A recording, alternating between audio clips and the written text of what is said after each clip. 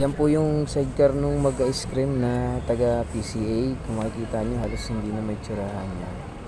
Medyo tuwan-tuwa naman siya nung may naayos-ayos na, at dahil nga gusto niya nang makapagtinda. Gawa nang lumapit siya sa akin, na sabi niya sa akin na mag-ipon siya sa akin ng bakal o utay-utay para siya ay makapagtinda nga at makapagpagawa ng bagong sidecar ng ice cream. Sabi ko, wala namang problema, at naman naawa din ako doon sa tao at wala nga siyang kinikita. Ginawa natin ng paraan para maging masaya pa siya lalo. Yan na nga, natulong-tulong nga siya sa amin para nga mapabilis din yung gawa at para nga maging masaya nga siya. Sabi ko, para makatulong naman ako sa iyo, huwag ka na magbayad. Na maliit lang naman na bagay yan. Importante ay makatulong ako sa iyo at makapagtinda ka na.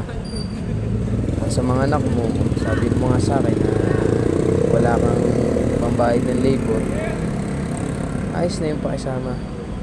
At tao lang naman din tayo, nilikha at nilalang ng Diyos para tulungan natin ang ating kapwa. Kaya ito tayo, ginagawa natin yung paraan para ayusin.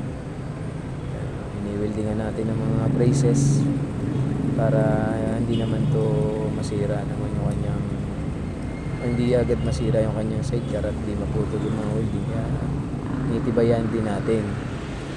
Naawa din naman ako dun sa tao at single dad siya lang naghahanap buhay, 4 ang anak. Kaya sabi ko sa kanya, sige, kahit walang bayad ng labor, hindi ko kailangan ng kapalit. Importante ay tulungan ka namin, aming magkapatid. Paano naman, may pumapasok din na konting swerte sa akin, kaya pabagi ko din naman sa inyo. Kaya kung mga gustong magpa-welding dyan at wala kayong budget, pero sa inyo materialis, pwede na mapag-usap.